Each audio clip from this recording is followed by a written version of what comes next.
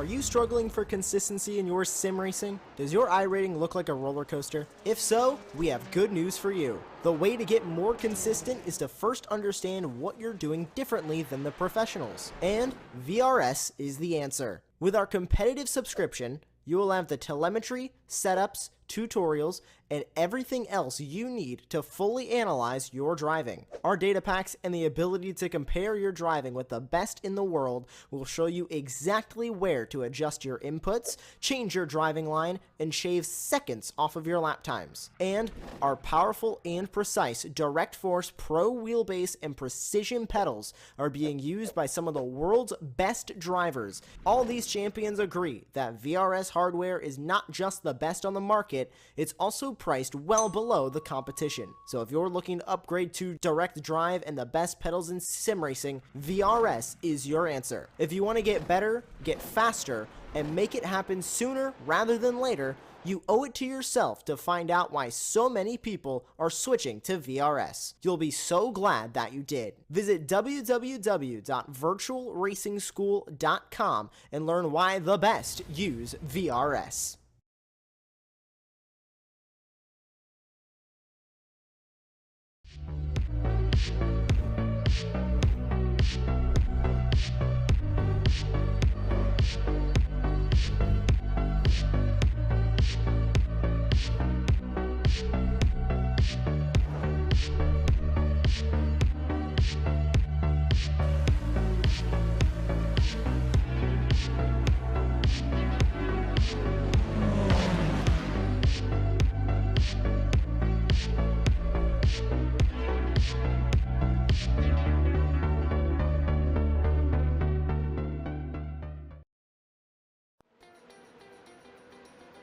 Howdy, howdy, howdy, and welcome to the iRacing Formula 3.5 Championship here on Apex Racing TV. We are back with another track here in America. We returned to Sebring for a very, very exciting race after last week with one of the craziest races we have seen, Eddie Samborski putting the entire series on blast, saying he will try to win every race after a very catastrophic collision at the start of the race involving 7 different drivers before turn 1. I'm gonna say we're gonna have a lot of action here today, and I'm pretty sure there's a little bit of drama in the air as well. And Eddie might have put a target on everybody else, but everybody else has a target on Eddie. Yeah, absolutely. I mean, as you were saying, that crash last race was absolutely chaotic and one of the worst I've definitely seen in a long time. And yeah, all we can hope for now is that everyone makes it through lap 1 cleanly, as Sebring offers quite a bit of overtaking. You've got a few opportunities. Into turn 1 is a sketchy one, but you can go for it, and obviously the last few corners as well. So it'll be interesting to see if the drivers take a more cautious approach after last week, but yeah, can't wait to find out what happens. Yeah, and Sebring being a bit bumpy, these cars are not very fond over the bumps. I know a few the drivers are very okay with the bumps, but these cars not as bumpy, bump friendly as a few of the other Formula cars, but most Formula cars do not like the bumps unless you're in a Formula V or a Skippy. Those can go over the bumps pretty well. But I would say in the Sebring format, there's going to be a lot of drivers just trying to maximize out of the car, but play it a little bit safe because late run is going to be a lot of fun. And here is Eddie Samborski, our defending champion. And for the first time in a long time, finishing last race a lap down and outside of the top 10. The last time I've seen Eddie Samborski finish that low was over a year ago in, I believe, Suzuka. Yeah, it was last year. And there is Yuki Shirakawa. Yuki Shirakawa was the start of that incident. Just made a small mistake off the line, spun off the wheels, and turned while spinning up the wheels to dodge the car ahead of him. That just overloaded the tires and lost control of everything else. Big crash. That's all in the past now. We are here at Sebring. You got to respect these buffs, especially around Sunset Bend right here as we're looking at Carl's direct show. Yeah, of course, our race winner last time out, winning by, I was going to say a comfortable margin, but towards the end of the race it did slim down quite a bit. But yeah, Yes, the I tires went wonder. down. Yeah, I wonder if he can.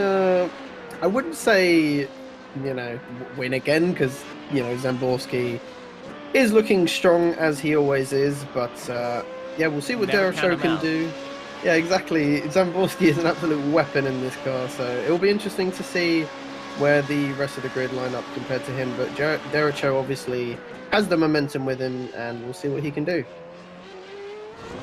JCC currently has purple sector in Sector 1 here in qualifying out of most of the drivers. Sector 2's fastest driver currently right now is looking like it is Carlos Derecho as we ride on board through the northern part of Sebring. Heading into one of my favorite corners. This track just drops off at the right, but you can't hit that apex too hard or else you're going to be hitting that curve that is very raised up. And then we got the fast left-handers that get in onto the brakes for the Le Mans section. Watch that inside curve. If you hook a wheel on these inside curves, it just drops off and it kind of just carries the car with it out of that final corner. And then down this long back straight, DRS is going to be very important right here as JCC puts in the first time of the weekend. And then we head to the final corner of the circuit. This is where the bumps are very pronounced. This is Sunset Bend. Just look how much the car is bouncing up and down. These cars are set up super stiff usually. And I know a few of the drivers are set up even softer now. But even with that, the car is still bouncing around all over the place. Eddie Samborski currently sits at provisional pole, the 143.34. Just 600ths of a second faster than JCC. Derecho goes up in third place. The number 2 driver trying to make it a 2 for 2. Crespo jumps up into fourth. Here's the times start coming in now from everybody. Zamborski obviously leading away. Actually, not by as much as I'd think that he was going to. The gap is only around 600ths of a second right now.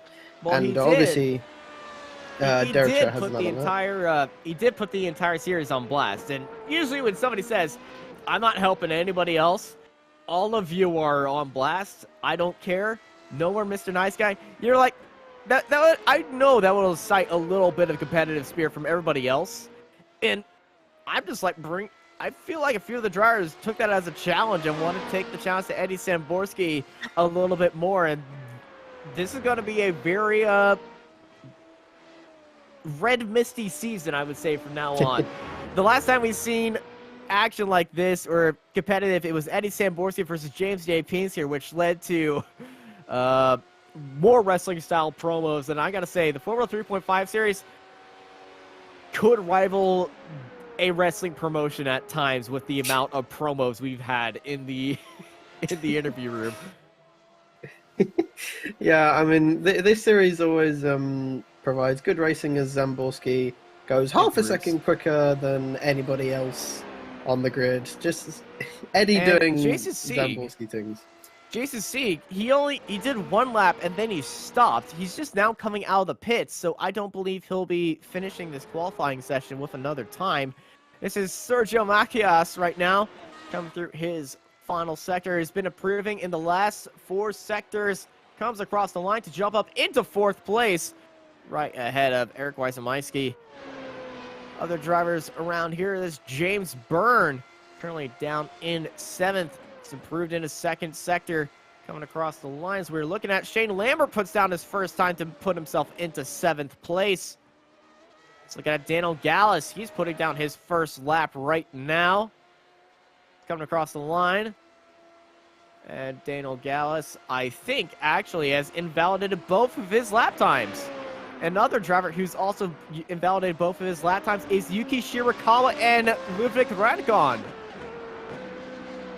Yeah, very odd. I'm surprised because the track limits on this track are very forgiving. There's not really many places you can get an off track, to be honest, without actually physically going onto the grass. Well, you are not me then.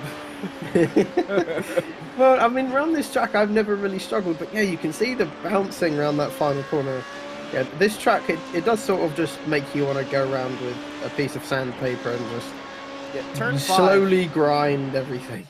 Yeah, turn 5 is where I would say that this would be the easiest spot to get a 1x. You're going through the S's, then turn 5, it just kind of falls away from you. You want to get onto the power, and then it just turns a little bit more. The next thing you know, you're dipping a wheel into the grass. Jason C comes across the line, does not improve on his time, as this is Marcus Alacron. Everybody has come across and done a time or invalidated both their times. Jamie Burns just done 1 lap and gone home. Dennis Cornu 1 lap and gone home as well. And everybody else out here is either grinding us or just getting more used to the track. Yeah, I haven't actually read the track temps, so I have no idea how hot it is. I will quickly have a look. 84 degrees. So track temps are fairly hot, but also cool enough for these drivers to not understeer too far off. It's going to be a very fun race here. Eddie Samborski is setting on top of pole position ahead of Jason C, followed by Carlos Derecho, Sergio Macias, Eric Weissemaisky, Jamie Byrne, Miguel Crespo, Shane Lambert, Marcos Alacron, and Jamie Byrne.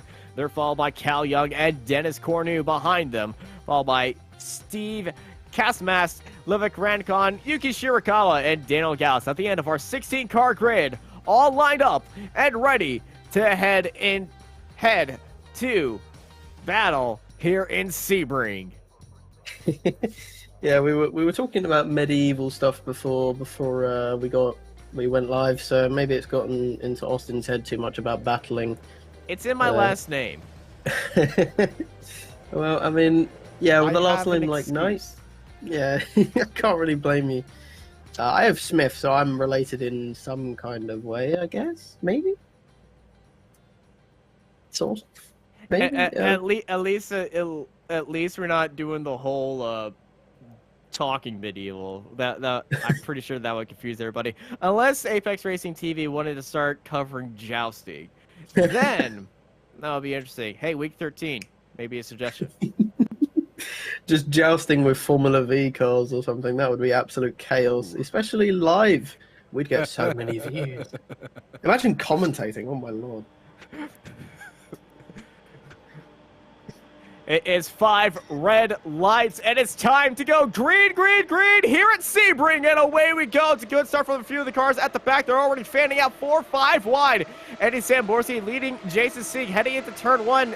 The second row, Carlos Derecho and Jason C going side by side, and Derecho getting a good run. And we got a big crash, 4 or 5 cars off in turn 1, and one of the cars flipping end over end. I believe that is Shane Lambert on his roof. And it has happened again. Multiple cars off, and I feel like there's even more cars off now. Again, Crespo, Weissemaisky is around, and in turn 5, the turn 5 and 4 wall on the outside. One of the cars doesn't even have a rear wing to keep the rear of that car planted. Well, I think, I believe Watkins Glen might be rivaled for the worst start. Though Watkins Glen, they didn't make it through turn 1, but this was just a shambles of a start at the line. 3 cars involved at turn 1, and then 3 more cars involved at turn 5. Yeah, whoever was missing a rear wing, I don't think they will be activating DRS anytime soon during this race. But yeah, that was absolute chaos. Both Burns having an awful start as well, and the field is already pretty much spread out, apart from the battle that we're currently watching for second place between Derecho and Jason Sieg. But the field, I mean, would they not have learned after last time? Did they try? I said this last time. iRacing on road courses, if there are 3 or more cars off in the first lap, needs to put in a safety car or a red flag period. This is getting ridiculous because, seriously, that's a red flag safety car scenario. The race is under review, F3 Monza 2015. This is kind of silly. Yeah, that was a bit of a ridiculous start. Obviously we have no clue what happened. We just sort of. I feel like somebody tried to go in onto the inside of another car, take it 3 wide into turn 1. They might have touched, and then a car on the outside, innocent party. Everybody went straight on when they should have been turning left. And when you think of the track in America, you think everybody would be pretty okay turning left, but no. Let's ride on board to Jamie Byrne heading into turn 1, and he's got the number 4 on his inside. That's Marcos Alarcon, and oh, it's the 9 broke very early. Jamie Byrne had to get onto the brakes, hits the inside wall, and Innocent Party just gets taken out. So the number 9 of Shane Lambert broke extremely early. I think caught Jamie off guard, and then a Constantine effect, domino effect, and that's what happened. Let's ride on board Shane Lambert. Oh, he really slowed down in front of everybody. You can see his spinning car, then boom! Yeah, I mean, he did braking. He was incredibly cautious. I feel like it was the cautiousness that caused that. Shane Lambert just trying to get through turn 1, and Jamie just not expecting somebody in front of him to be braking that early to start causing that. And that I really don't see any. It's kind of just both sides, but that is what's happened right there. One car broke early. The other car wasn't expecting a car to break that early, and it was pretty early. Yeah, that was super early. I think he was in 3rd gear going through that corner, which is incredible since I think it's usually around 4th. So an entire gear down into turn 1. I know it's lap 1, of course, but even still, as you were saying, I don't really know whose fault that was. It was sort of a racing incident. You know, some drivers that would be a racing incident, I would say. Yeah, some drivers being too cautious, others not being cautious enough. It was sort of just a mishmash of both. Take it easy into lap 1. Take it easy. No heroics into Saint Devat, please. Everybody knows that saying. Don't send it lap 1 unless you're, I would say, in the top 2 rows. You don't want a Ferrari incident at Singapore. Well, I mean, to be fair, the saying goes, I'm full of references today. you don't win the race into turn 1. However, if any of you had watched the Radical Racing Challenge on Apex Racing TV yesterday, a driver did in fact win it into turn 1, completely sent it and won the race. So it can happen. You just have to be smart about it. But obviously, these drivers don't give them ideas. Yeah. I don't need to. They're already having their own epiphanies on what to do. You know, if I give them any more ideas. Biggest mover of the race is Yuki Shirakawa, currently in 6th place, up 9 spots, at chasing down Marcos Alarcon. I would kind of like to see Yuki Shirakawa start. He started in the back of the grid and was immediately behind that Shane Lambert incident, and I think that would be pretty entertaining. Eric Weissmeisky was the car that was missing the rear view, the rear wing. But let's ride on board a Yuki Shirakawa at the race start. And he immediately, like always, gets one of the best starts off the line. And you can see everybody's fanning out, just trying to be very tentative in turn 1, and then boom, there it is. Yeah, I mean, these cars are incredibly difficult to launch, and he had a front row seat of that right on his nose, and he is incredibly lucky. And of course, it took a little bit of skill to avoid that crash. So, you know, congrats to him, up 9 places. You know, you win some, you lose some, and he definitely won out into turn 1 with an amazing start and amazing social awareness around him. So congrats to him. Yeah, he kept that inside line, and that inside line is theoretically one of the best lines that I just saw it on the replay once again on my other monitor. And yeah, that was front row seat right in front of him. But that inside line is definitely where you want to be if you want to stay out of any trouble, especially here at Sebring, because you can't go onto the inside of the inside. There's a wall there. Other tracks where you go onto the inside line, you could risk a car just really messing up, getting into the grass and taking you out. Imola, I've seen that happen so many times. Cars go onto the inside, then the car goes onto the inside of the inside, dips the wheel into the grass. Then everybody is wrecked heading into Tamburello, which is the turn 1 air quotes, but it's actually turn 2. Yeah, it's one of those tracks, isn't it? It's also like that. Road America is just a straight line, isn't it? No. Okay, wow. Road America's weird then.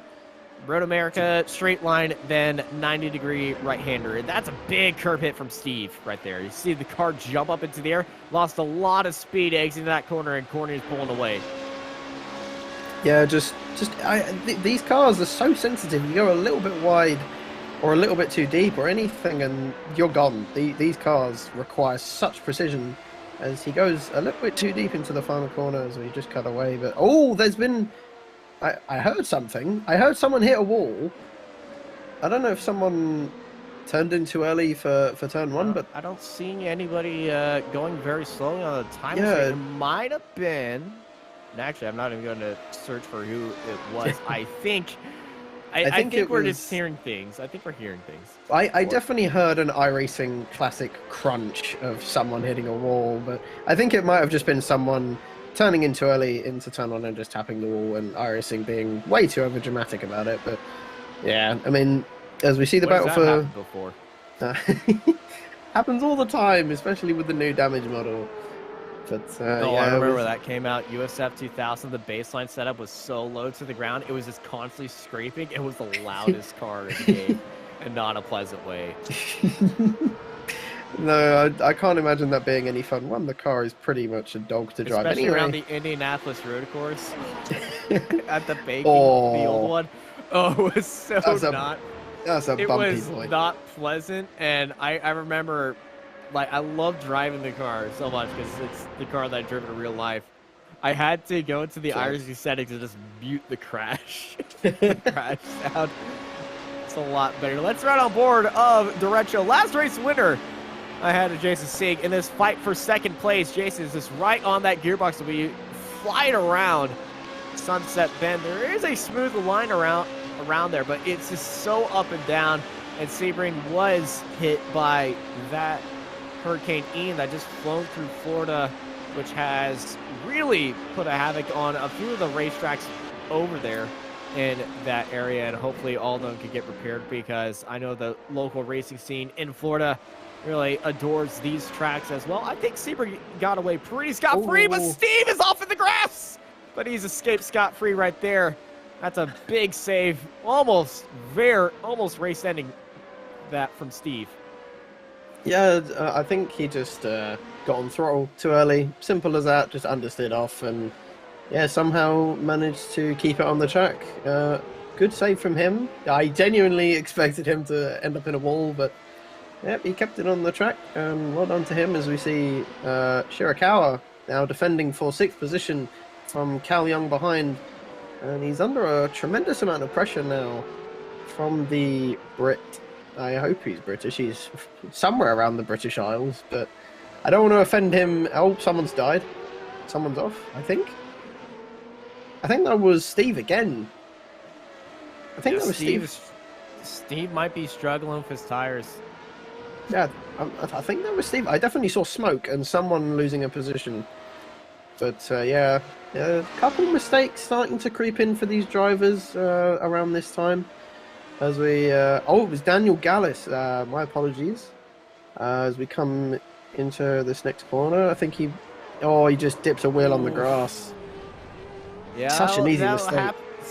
Easiest thing to do is Steve side by side with one of the Burns. That's James Byrne he's side by side with, heading through Collier and into Tower. And James Byrne able to get that right there. We go back to live pictures. Daniel Gallo sitting in 9th place ahead of Steve Castamass, and the Burns in 11th and 12th. James just a bit farther ahead from Jamie. There's Jamie in the background. Here goes James down towards the inside, heading into turn 1. And James making that move for 10th place. But here comes Steve on the receipt. Wanted to look down towards the inside, thought a bit, and now he's taking a trip into the grass. Able to slow himself down to avoid collecting James right there. But Steve, another trip through the grass. Getting very over-sendy on these turns. And, you know, I think the adrenaline is just showing himself right there. So we go back to our fight for second. needs to Jason Sieg calm down. versus Derecho. Yeah, I genuinely think Steve just needs to take a minute to just relax and calm down, because it does seem like he is just stress driving right now and trying to make up lost ground, but he just needs to take a lap or two to calm down. It's a fairly long race, this, around 40 minutes, 21 laps here at Sebring, of course. He just needs to take a few laps to calm down and get his head down and catch back up and get himself into the top 10.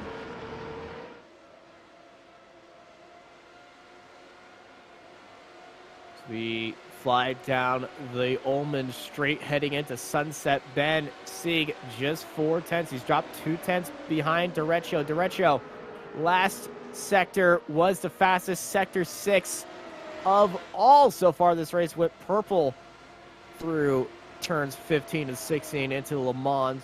Funny thing is, 15 and 16 through Le Mans is technically 3/4, but on the iRacing track map, it's counted as 2.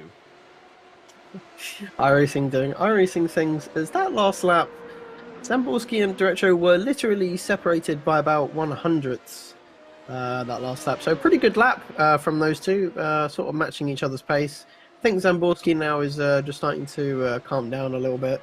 Realizes he has a monumental gap behind him, just starting to cool down a little bit. As you don't want to be 100% every single lap, otherwise you're just putting yourself at risk. As Cornu, I believe, has made a mistake and has gone off somewhere. I believe that was at turn 5, going through there, and he's now down to 10th as James Byrne and Gallus move up a few positions. Steve still outside in 11th place. As we get a replay of what happened to Cornu. Well, he's caught a big bump right there, but he saved the car. I feel like I'm going to see the back end. Yeah, the back end of the car stepped out and into the grass. At turn 5 he goes. And, ooh, that's a sketchy rejoin right there. Yeah, that was really sketchy. I think he just got a slight twitch from a bump in the middle of that corner, and it just sent him off. It goes to show how easily unsettled these cars are, and you have to be so precise and so gentle with them. Otherwise, you will pay the price, especially at a track like this, which isn't terribly forgiving, to be honest. You'd think it is, considering how wide it is, but honestly, a lot of the corners that you make mistakes at are really high speed, and you just get sent into a wall. And this is pretty much the end of your race. And I can tell you from personal experience that it is incredibly easy to make a mistake around here.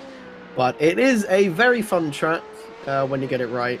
It's sort of one of those tracks that does need a lot of practice, but it is absolutely gorgeous when you nail every single apex and don't run into a wall. That's always a bonus on iRacing, of course. Running into walls is not the ideal line. Some of these drivers have found out early on in the race, as we see Macias just sticking behind in 4th. Got a comfortable gap to Jason Sieg and Derecho and Alacron. He's sort of in his own little bubble right now, comfortably, and he's on for a pretty decent result. Still where he started, and yeah, can't really complain for the race he's had so far.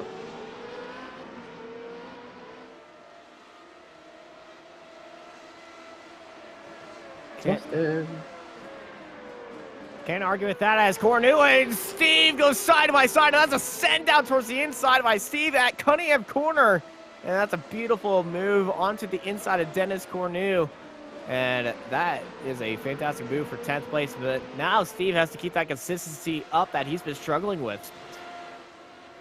Yeah, Steve starting to gain a little bit of ground now. As I was saying a few laps ago, he's just calmed down a little bit, as I think all of us drivers can relate to the fact that sometimes you do just get a bit flustered and you start to overdrive the car a little bit, get on the grass and make a few mistakes. And he's, got his head down, got himself back into the top 10 now. So, yeah, as long as he can just stay where he is, he's still up from where he started, 3 places. Our biggest mover, however, of the race is still Shirakawa, and that's Alacron, who has gone off. Marcos. That's turn 1, yeah. I think from the skid marks, did he lose it on the exit? I don't think he touched the grass. I think he might have just lost it. I believe is a case of... Oh, you can hear it already. Too much mustard. Yeah, just really unfortunate. He didn't do too much wrong, just getting on throttle that fraction of a second too early, and the car just wasn't having any of it, and it sent him round. But at turn 1, that's not really a mistake you see very often. It's usually going on into the grass. But yeah, as I was saying, the biggest mover of the race, gaining even more places now. Shirakawa up 10 spots. Yeah, really good race from him so far. Just kept it clean and kept it out of the wall. And yes, he has quite a big gap to Macias ahead, but I mean, from pretty much last to 5th, I'd say he's had a pretty good race so far, and we're just coming up to about halfway in the race so far, with Jason Sieg in third at the moment, still chasing Derecho in second place. This battle will most likely continue all the way until the end. I would love it if it did, since this battle, it's not really had much ding-dong action, but it is just so tense. It's with very that, like, high half a pressure. second. Yeah. It's high pressure. It's not ding-dong like you say, but it's very high pressure. He's always there, and Derecho just has to keep it very consistent. We saw this happen last week as well. He was under pressure for most of the race. The tires got overcooked by the car in second. He was able to pull away, but then he overcooked his own tires, wasn't looking after it, and the tire management wasn't there for Derecho, and he almost lost that race because of the tire management from everybody else just closing in on him, it seems. But Sebring and Watkins Glen is completely two different ways of racing, and Jason C, he's still applying that pressure. And let's not count out Sergio in the background. Sergio is still back there. He's a little bit farther behind, but if they start battling, Sergio could definitely stay with him. But that gap is slowly increasing to Derecho's favor. Yeah, as I Actually, was saying, that's Jason actually to Sergio. Actually, Jason, these two have been pulling away from Sergio. My train of thought and the graphics had a fight, and my brain lost. yeah, Can I put an Amazon Web Service over that graphic so I can just blame it on that? You always have to have an excuse. You always do need an excuse in the commentary booth or in racing. You know, anything to do with motorsports, you always have to have. We are racing drivers. We are racing drivers. We always need some sort of excuse. My excuse is always at the moment is I have COVID. So yay me. I have a perfect excuse, and yeah, just as I keep saying, these bumps unsettle these cars so much. It's actually crazy how much it does. It's kind of unnerving seeing how much car movement there is. Out of these bumps. Oh man, that suspension is bumping up and down. Honestly, it wouldn't be out of place at a bouncy castle park. No, it would not. You probably could, if you tried hard enough, made a bouncy castle out of a car suspension. It would make a great trampoline base. It would be a stiff base, but it looks like one that springs on the edge of a trampoline. Yeah, just everyone watching now, go and make your own homemade trampoline out of your car suspension. Do not do that. Apex Racing TV is not responsible for the bad ideas by the commentators. Yeah, we're not. You know, you have your own free will, but I'm just suggesting and recommending that you send it to me because I would find it very amusing and would post it on TikTok everywhere because I'm pretty sure people would love to see that and it would gain millions and millions of views. I might go do that. That's something Mr. Beast would do. I can't lie. We made a trampoline out of a car's suspension. Whoever doesn't break their legs wins $1 million. Wait, no, do you not be a good idea? They made a suspension, okay, like a trampoline. Yeah. I know we're getting off topic, but this is a good idea. Mr. Beast, you should do this. Make a trampoline out of an expensive car suspension, and whoever wins and whoever doesn't die gets the car. Simple. That is a fantastic idea, and I expect a check in the mail anytime soon for that amazing idea. As Zamborski sets another fastest lap of the race, a 44.2, just showing that he can go half a second quicker than anyone else on the grid, as he usually does. Just showing off. Eddie loves to, doesn't he? Sorry, I'm trying not to break my face. That. Did I make you laugh too much? Oh my gosh, my face hurts. Yes. Is that Gallus again at turn 1? Daniel Gallus, turn 1. Losing the back end, and I think that's exactly the same thing. Too much mustard, but he caught the grass, and he's hit the wall. The back of that car looks okay, but he's lost multiple spots. Was sitting in, I believe, 8th place heading into turn 1, chasing down Marcos Alucard. We saw this with Alucard earlier, and Daniel Gallus, he's hit that bump on the inside at turn 1. That's carrying too much mustard into the wall. And it's kind of just like when you hit a wet patch in these cars. You hit that bump, and the car just goes off. Yeah, these cars cannot handle bumps to save their lives, and yeah, that mistake has been seen a few times throughout the race. I imagine some drivers have made the mistake and have managed to keep it on the track, but yeah, I don't think he has any damage as it was a fairly light tap into the wall. These cars are very robust, so there was not going to be any damage for that. So let's right on board with Jason Sieg of Downforce Racing, chasing down Carlos Derecho, flying through Sunset Bend. And honestly, if you thought porpoising Formula 1 was bad, they haven't raced around Sebring yet. I think the cars would not handle very well around here, as Zamborski sets another fastest lap of the race, about 4/10 quicker than the next fastest car, Jason Sieg. So that's once again, pretty wide. That was pretty wide by Derecho. Almost got into the dirt on the outside of turn 1. But Jason Sieg, he's increased his pressure. He's putting a back charge on Derecho and closing back in. Last lap by Jason Sieg was 0.2 quicker, as Marcos Alicron has gone into the pit lane, and Marcos was not the one that hit the wall. So I think Alicron has had another issue in the meantime. I think maybe. And we just got a yep from Jamie, and this is what happened to Marcos Alicron heading into the hotel corner. The hairpin is this just, well, he's gone very deep right there onto the brakes. Just seemed like the car just didn't brake. Oh! And rake that rejoin, it's not good. I think he made contact with Steve, I think that was, who's in 8th place right now. I'm not sure if Steve has any front wing damage. Hotel Hairpin has that escape road for a reason. Yeah, he definitely should have taken that escape road. That was a... Yeah, he's gone into it, and this is James cleared, and then boom! Oh, Steve would probably be throwing up a hand of disgust right there. That was a very perpendicular rejoin too, and you don't see that at this level in iRacing. No, this is a very high level racing series, as you just mentioned. The strength of field of this race is in the 5,000s, I believe. Jamie, I know we have that graphic queued up. Well, check everyone's iRacing. Oh, perfect 5,000! I'm right on the money. Oh, I'm feeling good about that. I don't think any of us. Actually, no. I think Jamie could get in. Lines. Difference of lines down towards the inside. And Dennis Cornu making that work. Steve, though, he does have that damage. Look at the front left wing. It is bent upwards, so he'll be struggling around these corners. And Steve, we already seen him to have a few off-track excursions right there.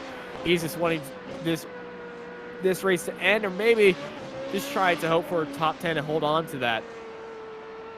Yeah, he's not had the best of days, admittedly, Steve. Now picking up damage, that's pretty much his race over. Can't really do anything to keep up with the drivers ahead now.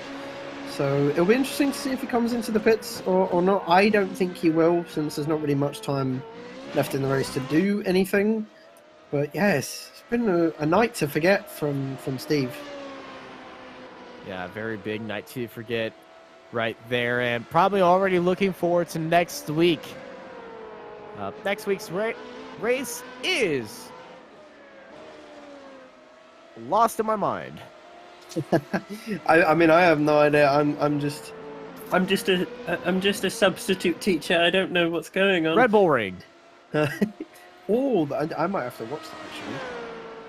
Red Bull Ring is such a fun track. I think most people would admit it's quite a simple track, but it's so fun to just fling the car around every single corner. As this battle for second is still going on into the later stages of this race.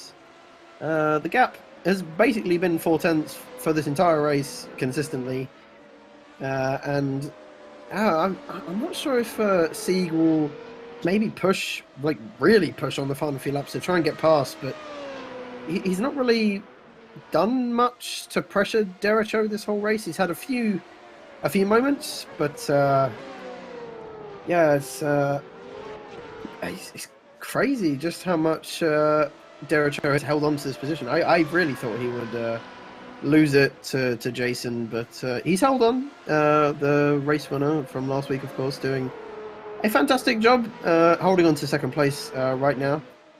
as I've just been told that Austin won't be here for the next 2 weeks. Sad Pretty used face. to the series, Aaron. Yeah.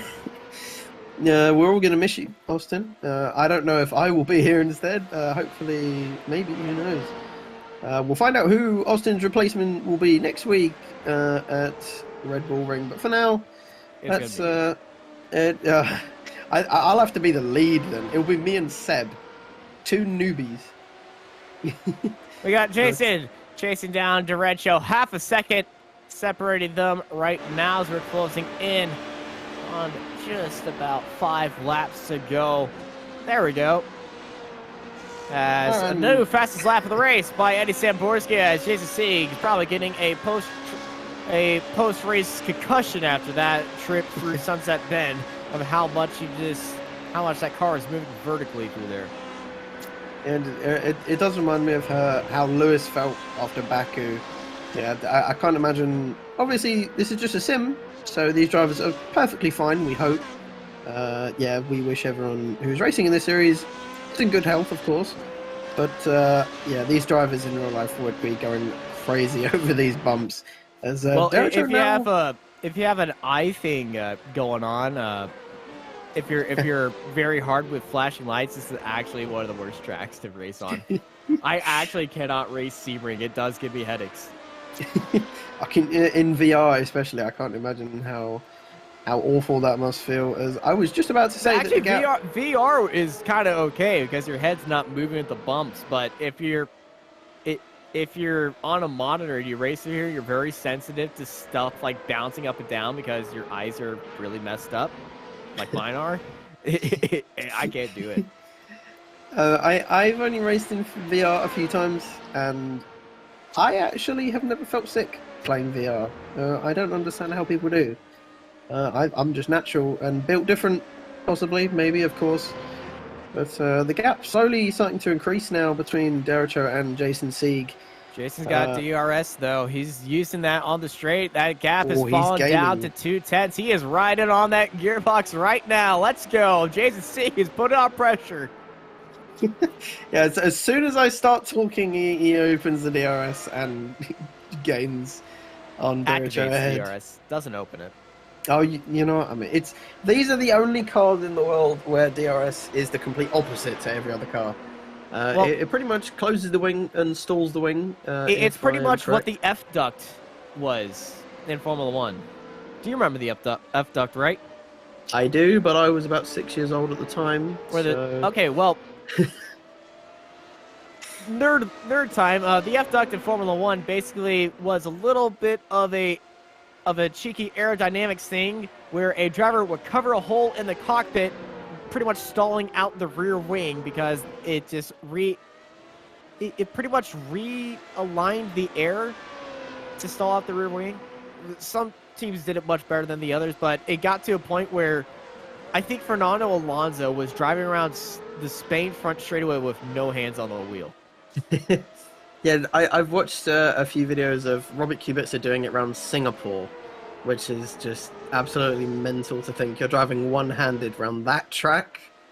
It's crazy. I don't know how some of the drivers put up with it.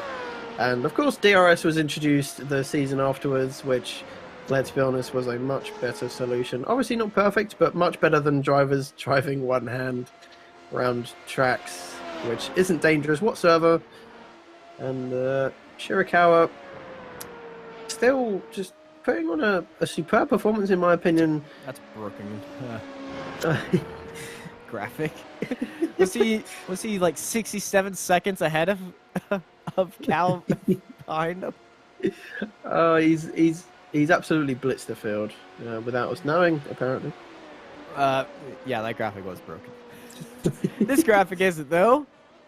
You can see that gap just slowly pulling away in the last few laps. Cal Young falling off the pace by Yuki. 3/10, 2/10, 1/10, and now, it's actually, well, as soon as I spoke, Cal Young got onto the loud pedal and started chasing down Yuki. It does seem whenever we open our mouths today, everything just goes completely wrong. I believe that was Yuki's. Yeah, that was a personal best by Yuki. But I think only by a tenth. Oh wait, from I was reading that backwards.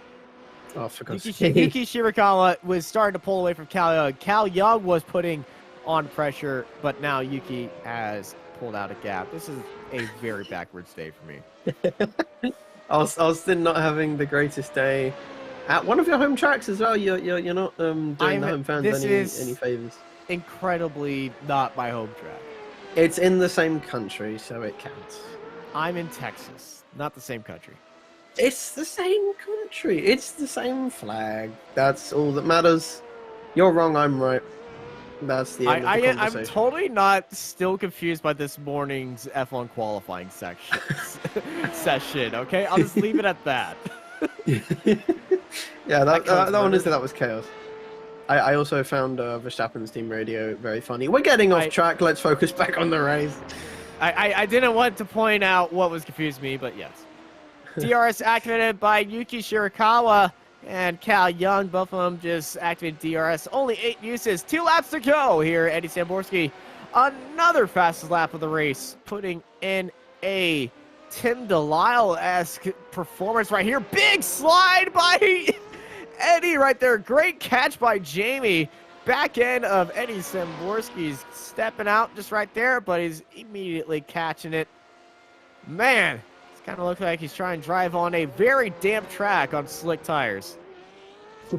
It's like he's driving on the Sebring rallycross circuit instead of the normal layout, just for a bit of fun. There is. Yeah, I drove it like a few weeks ago. I didn't know there was either. Genuinely, I only found that out very recently. There is indeed a rallycross circuit around here, I believe. On iRacing? Yeah, I drove it a few weeks ago on with the Beatles. I'm not kidding. Unless my brain is farting, I think you're thinking of Sonoma. No, it was definitely this track, 100%. Or Phoenix. No, it was 100%. Okay, you keep talking. I'm going to check this. You keep commentating. I'm waiting for the. Oh no, you're right. No, I'm just gonna stay silent if you're correct. 5, 4, 3. I'm struggling to like figure out. Wait, hold on. I'm being stupid, aren't I? Keep commentating, man. White flag is in the air. Not a fast lap by Eddie Samborski. I was really confused about that, but Samborski 9 seconds ahead of Derecho, and that fight for second place starting to pull away. 6/10 separates Derecho and Jason Sieg behind them. They're still right into it, but Derecho is still advantage in his court as the white flag is in the air. All of our fights is pretty separated right now. Derecho heading into turns 5 right now as we go over to Yuki Shirakawa. Cal Young really aggressive into turn 1, almost goes off the track. I was wrong. But, ooh, big slide as there it is. Okay, well, no, I was correct, but it wasn't a rallycross track. It was the club version. I'm just being goofy. We drove it in Beatles. That's how I got it confused. Okay, it was the club version of this track. Add jumps, just metal jumps, stadium super trucks. Come on, bring it on. Oh, this has been such a fun stream, hasn't it, Austin? It's been absolutely perfect, and everyone's going to miss me in the commentary box. JK Noel will miss me, sad face. Derecho holding on to second place from Jason Sieg. Pretty much done that the entire race. GG's from him, pretty much. Well, Sieg's going to have a good opportunity down this back straightaway with DRS if Derecho does not have a DRS use behind him. But Eddie Samborski, he barely covered him throughout the race. Well, it's time to cover him once again. Last race, he was a lap down and in the back of the field. This race, he's on top of the field. The number one's back on to the number 1 spot. The new fastest lap of the race. A monster of a last lap. Eddie Samborski wins here at Sebring. As Derecho comes up in second place, Jason Sieg in third. Eddie Samborski, well, he said he's going to put everybody on notice. Well, everyone's on notice right there. A 1:43.1. That's an entire second and a half quicker than anyone was that last lap. That is absolutely incredible from Zamborski. Oh my, wow! I've been Wow, shocked. wow, wow. Wow, wow, wow, wow. That is an incredible lap by Zamborski, and I wouldn't be surprised if that is actually a world record in these cars. That was 2/10 slower than his qualifying lap, by the way. I genuinely think that might be a record for race time in these cars. I'm not even kidding. That was an incredible lap, a 43.1. Again, a second and a half quicker than anyone else on that last lap. Absolutely incredible performance from Zamborski. He never seems to disappoint, whether he's crashing or whatever. But yeah, He's gonna listen to Zamborski this back and not gonna take what you just said kindly. Well, he's an entertainer. I'll put it that way. He always provides a show for us all at home, for us commentators, and obviously Jamie, the broadcaster, doing a fantastic job as always. Yeah, a fairly no, that was not a world record. My bad, but nevertheless, it was still a fantastic lap. The world record for a race lap is held by Tom Dillman with a 140.8, though that was set a while ago. Eddie Samborski, though, holds the second fastest lap with a 141.3. But yes, here are your full results here. Eddie Samborski sits on top once again. The no team racing team driver Eddie Samborski wins here ahead of Carlos Show. Jason C, Sergio Macas, Yuki Shirakawa, Cal Young, James Bird, Dennis Cornelius, Steve Casamatis, Dino Gallus, Jamie Bulovic, Ranikon, Eric Weisemeiski, Miguel Crespo, and Marco Salacron, followed by Shane Lambert at the end of our race results. But Eddie Samborski, man, certainly putting everybody on notice. He said he was going to do it, and he delivered. Are you surprised? I am not surprised, Austin. I would not be surprised as well if one day he reaches the pro category in iRacing. Genuinely, if there was a pro category for the 3.5, if there was a pro series, he would definitely be in it. Oh, 100%. He has shown everyone, especially today, going an incredible amount of speed today, that he just proves to everyone else that he is the man to beat in this series, as he has been for, well, since the dawn of time, it seems. Well, it's pure vindication, baby, for Eddie Samborski, and he's joined with us right now. Eddie, how are you feeling after that? You know, I felt kind of nervous at the start. I made a poor judgment call. I figured that because I'd raced on a bunch of high usage tracks, I'd practice a lot on low usage. I joined the server and I was like, well, that was a bad idea. Completely opposite. Yes, everything. The wind, everything. It was just everything was backwards to what I was expecting. It wasn't sunset. The winds was different, but it's fine. I did a hard reset on the 2 laps I got there in qualifying and got it figured out, and thankfully I put in a really mega first lap. I don't think I could do that lap again if I tried. It was great, and then it was just enough to get a gap. Yeah, when you exited the first lap, I believe you're 3 seconds ahead of the fight behind you, Carlos Arrecchio and Jason Sieg. The gap between you was about 3 to 4 seconds, and you avoided every single incident. Well, you started up in front, but you said you were going to put everybody on blast.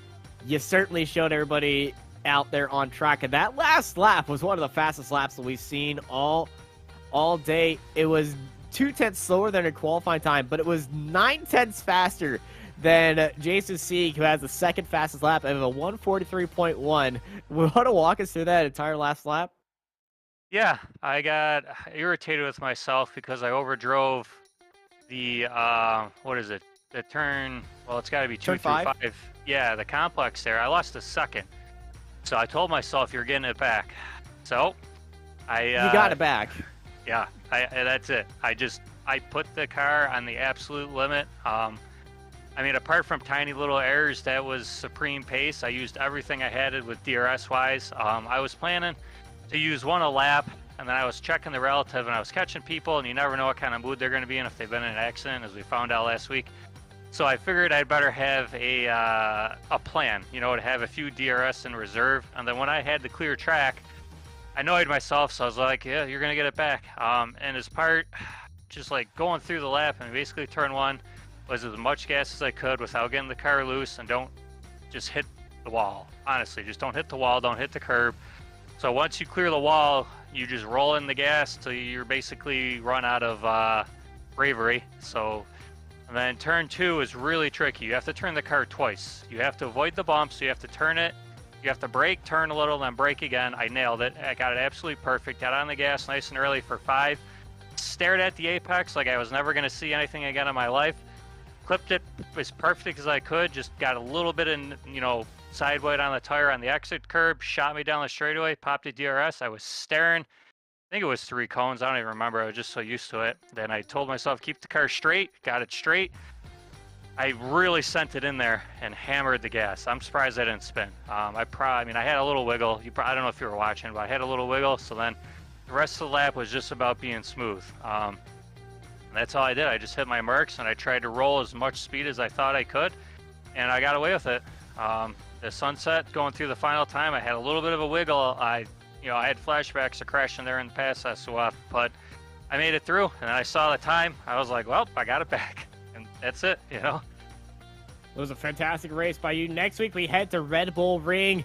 It's a very popular track with everybody. I'm expecting the field to be pretty big next week. How are you feeling about Red Bull Ring, especially in these cars? It's a great combination, just not for me. I don't know what it is. I am cursed in qualifying. Guarantee you I start middle of the field somehow. I've never in my life found a setup I like to drive at Red Bull Ring. Maybe this week I will. It's not for lack of effort, just what I do and what you need to do to be fast at Red Bull Ring. I haven't figured out yet, but maybe. I made massive improvements last season, so if I can just find a couple tenths a lap, I think I'll be better. But I don't know, I've never qualified well there. Absolutely never have. So I would expect, me to be in the middle of the pack, and hopefully I can use the draft to my advantage. Maybe first and second will get hot-headed and clear out the field for me. That'd be great. Well, Eddie, I'll give you this interview out very easily so you can get ready for practicing on that. Hopefully all the settings are right. Before let's go, though, anybody you want to thank? Absolutely. I'd like to thank the new drivers that I've seen in the series. We always appreciate it. It's great to have people learning the car and trying to help us out. The forum's been more active from a couple individuals. That's great. I'd like to thank Apex Racing for continuing to do this for us, even though it's inconvenient for certain people in their time zones. Thank the drivers for showing up, and thank everyone for watching. It's good fun. Gives me something to do on Saturday. All right. Well, thank you always for putting on a great show out there on track. Aaron, you are joined by Jason Sieg. Let's go. I won't get an entire track guide for everyone this time. Jason, how are you feeling after that race? Yeah, all good, all good. Is that all you have for us? I mean, I understand your frustrations losing a place off the start and not quite being able to overtake Dericho at the end. Is there anything else you could have really done today to snatch second? I think I hit the wall on turn 1 just on entry, so I think that might have just hurt the car a little bit, and I was just struggling getting it. Like Carlos was a lot faster getting onto that back straight, so I wasn't really in a position to overtake. So that I think that hurt me a little bit, and just tricky, so traveling so close and walls and just trying to judge where they are. Yeah, completely understandable. I thought I did hear a smash at some point into turn 1. We never knew who it was, but I think we may have found our culprit. But yeah, that was me. So. Yeah, Austin thought I was going crazy, but I knew I was right all along. But, yeah, you heard it. Yeah. So I was waiting for the wheel damage, but it didn't come through. So it mustn't have been that hard. That was good. Yeah, going through turn 1, it's so fine. You have to be so careful. But next week we are going to Red Bull Ring. Do you have any thoughts on that? Is it one of your stronger tracks? I'm going to be on holiday, so I might have like one night's practice. So yeah, we'll see what happens. Might not be super strong there, but that's all right. Well, let's hope you can end up on the rostrum again like you did today. Before we let you go, is there anyone you want to thank? Yeah, sure. Yeah, Downforce Racing, Joshy and Miguel did some great work on the setup this week. I think it was really good. Yeah, I killed my second qualifying lap today, so left DRS. I didn't disengage DRS just maybe just 96% instead of 95%. So I think it could have been a pretty hot second lap. So I think they did a great job. Yeah, and you guys for the telecast, all the 3.5 races. Carlos did a great job out there today. He was very good. And what about you, Jamie? You raced in the last race at Interlagos. Are you going to start racing the series?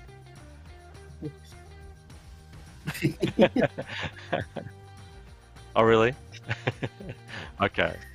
Little, be good to see little you out there talking to the another producer race. who's muted right now. Okay. Everyone Okay. watching the stream is just like, why is he talking to himself? well, basically, Jason just asked Jamie for an open challenge if he was joining, but Jamie's busy doing this on the broadcast, so unfortunately, no. Okay, that's fair enough. All right, thanks, guys. Well, GG's Jason, and well done for tonight. That was Jason C, your third place man for tonight's race at Sebring. Austin, how you feeling after that race?